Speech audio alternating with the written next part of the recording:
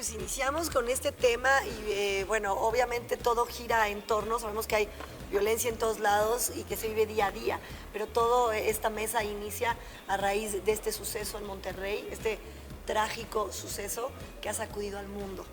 ¿Qué es lo que puede detonar que un joven de esta edad haga algo de esta magnitud? Hay que empezar con una reflexión de inicio.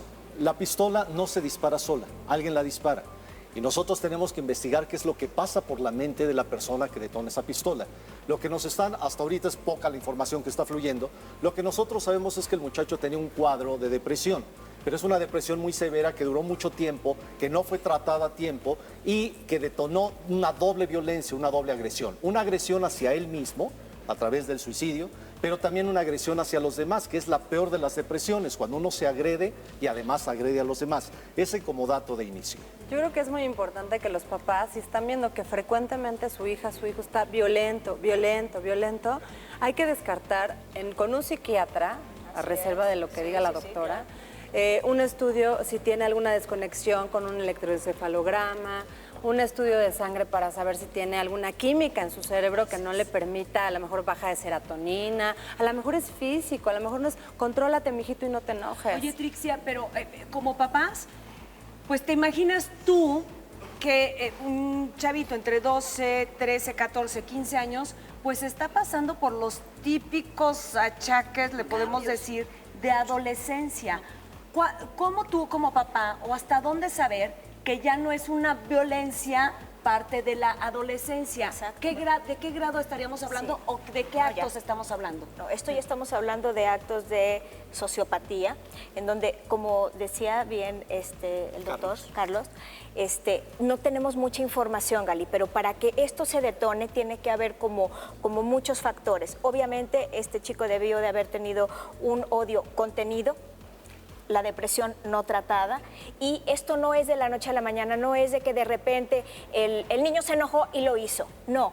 Él debió ya de haber dado muchos focos de alarma que desafortunadamente no fueron atendidos. ¿Cómo cuáles, Estela? Para ir entendiendo. Sí, por supuesto. Uno de ellos es el aislamiento, el retar directamente a la autoridad sistemáticamente, ya tener conductas muy antisociales, como por ejemplo papás, si tenemos hijos que de repente están torturando a sus mascotas. Eso es un rasgo de psicopatía que no podemos decir que esto es una travesura. Yo recientemente tuve un caso de una personita que me lo llevan porque era muy travieso, porque ahorcaba gatos. O sea, no, eso ya estamos pasando de que no es un niño travieso o un niño desafiante, ya estamos hablando de que tiene rasgos de psicopatía o de sociopatía, que también psiquiátricamente, sí, hay un trastorno mental definitivamente para que eso pudiera darse. Hay una situación muy importante que debemos de tomar en cuenta, partiendo de lo que dice la doctora. Debemos de darnos cuenta que los jóvenes, vamos a hablar, o niños en este caso, antes de los 14 años, se dice que del 1 al 3% a nivel nacional pueden presentar algún dato, ya sea depresión o tristeza. Hay que diferenciar entre los dos. En una situación el niño puede estar triste, cualquiera de nosotros puede estar triste y durarnos 1 o 2 días esa tristeza, por razón la que tú gustes. Cuando estas tristezas ya son muy prolongadas y se empiezan a generar algún otros síntomas en estos jóvenes, aislamiento, mal aprovechamiento de las escuelas, donde no quieren estar con nadie, donde estos jóvenes tienden a generarse daño o generar daño a alguien. En este caso estamos hablando de una persona con un problema ya un tanto más severo. ¿Qué es lo que tenemos que hacer? Muchas de las veces, como bien lo comentaban, son situaciones químicas que están dentro de mi organismo que él no los va a poder controlar y va a requerir una ayuda médica. No solo es lo médico, va a requerir un apoyo de tipo terapéutico. Conjuntamente esto. Después de los 14 años, estamos hablando que los jóvenes están en una etapa de transición. También se dice que del 3 al 5 aproximadamente de jóvenes tienden a recurrir al proceso de la depresión. Más sin embargo, habría que diferenciar si es que hay una real depresión o es una tristeza transitoria por las razones que gusten.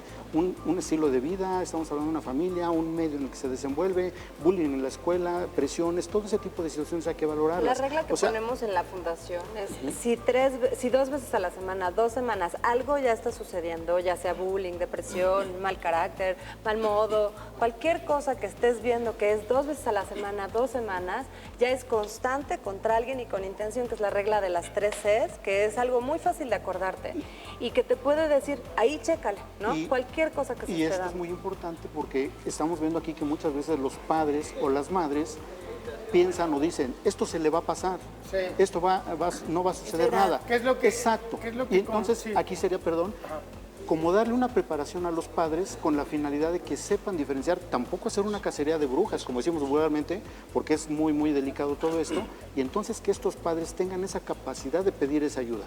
Esto es lo importante que tenemos que hacer, como ayudar a los padres para que lo Si sepan. no cerrar los ojos como papá. Exactamente. Pero es Esa muy Y que ir al importante. psicólogo no es de locos. Es muy Así importante, es muy importante hacer una diferenciación. Eventos o episodios depresivos tenemos todos los seres humanos por ser seres humanos, pero son eventos y episodios, son temporales, son pasajeros. Y además en muchas ocasiones con una sola charla, un café, desahogándonos con el amigo se nos pasa. Como bien lo dice el doctor, son pasajeros. Pero cuando la depresión ya es estructural, cuando ya dura mucho tiempo y como bien dice la doctora, ya empieza a mandar signos de autoagresión, de agresión a los demás, de aislamiento, de malos hábitos alimenticios, de un enojo o encono continuo, entonces sí se necesita un apoyo terapéutico serio. Ciertamente yo pienso que en este respetable foro que estamos haciendo, de opiniones diversas, multidisciplinarias, miráramos un poco más el enfoque de manera amplia, que ampliáramos el escenario. Yo no miraría al muchachito que disparó ayer, sino a la sociedad y en el contexto en que se produce este fenómeno. Hoy vivimos, desafortunadamente y muy lamentablemente, un escenario de violencia en toda la sociedad mexicana. De intolerancia. Hacemos una apología de la violencia. Yo quisiera decir que hace 25 años, tiempo en que he ejercido como criminólogo, he advertido que la sociedad mexicana estaba en riesgo de caer en un estado anómico. Y lamentablemente hoy presencio que vivimos en un estado anómico, una sociedad carente de normas, carente de valores, carente de principios. Hay presupuesto público y quisiera aquí dar la nota preocupante, es que para este año no hay presupuesto para prevención de violencia. Se está analizando. Secretario se está replanteando. secretario de A partir Hacienda ayer tiene se que revisarlo, replanteó. porque es imposible que en un país que lleva 10 años de violencia, que se ha normalizado, que tenemos conservadoramente más de 3.5 millones de armas pequeñas y ligeras, que están, por supuesto, a disposición, en un país donde la impunidad es del 96%, particularmente en delitos cometidos contra niños y niñas, nos sorprendamos ahora. Yo quisiera invitarles a ustedes y al público a que hagamos una disculpa pública a nuestros niños, a nuestras niñas, a los adolescentes, porque les fallamos como sociedad. A este niño que murió ayer, tenemos que pedirle perdón público. Porque no solamente fue alguien que victimó a otros, él era víctima y que fallamos en no detectarlo a tiempo, fallamos en que su familia no tuvo los elementos para identificarlo y ahora lo más rápido es encontrar culpables. Y entonces son los grupos estos que pues nuevamente hay que investigarlos. Ahorita puede ser la familia, ahorita puede ser la escuela o la música, los videojuegos. Creo que sí tendríamos que mirar y convertir este drama en algo importante. Y les invitaríamos puntualmente a 3 cosas. Tenemos que recordar que si las autoridades o los funcionarios no tienen presupuesto para operar, pues están igual de Se está frustrados que replanteando. nosotros. Eso sí lo sé de primera mano, ¿eh? Si nosotros no reconocemos que la violencia en sí no es un hecho intangible, sino es de nuestra comunidad, de nuestra familia, si nosotros en nuestra familia somos violentos, en nuestra comunidad somos violentos, obviamente habrá violencia.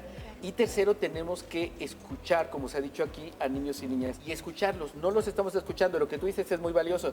Dediquémosle 10 minutos, pongamos cronómetro fantástico, pero tenemos que escucharles y no hay espacios de escucha para los adolescentes. El último comentario para dejarles.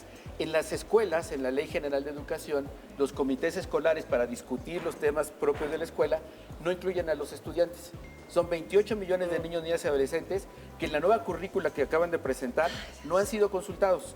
La pregunta es, ¿no es absurdo que si vamos a implementar algo que nos va a afectar a los aquí presentes, no nos consulten? Sí lo es.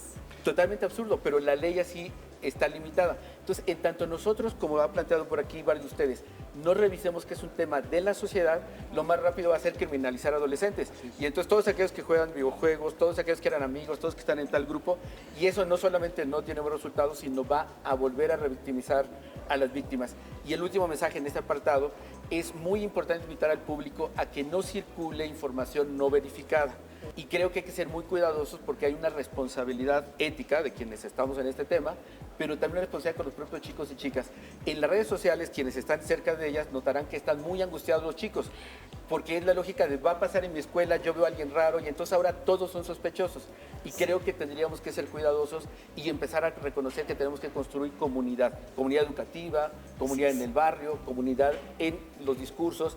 Y yo creo que la oportunidad es mucha. Yo agradezco mucho el espacio, me parece que es una gran oportunidad, pero, y cierro con lo que dice el doctor, tenemos que revisarnos. Somos nosotros los adultos y no los chicos y chicas los responsables. Tenemos que acercarnos a ellos y los invito, hoy abracen a sus hijos, a sus hijas, platiquen con ellos de esto, de los miedos que tenemos y escúchenlos, porque están realmente muchos y muchas de ellas aterrados. Con todo-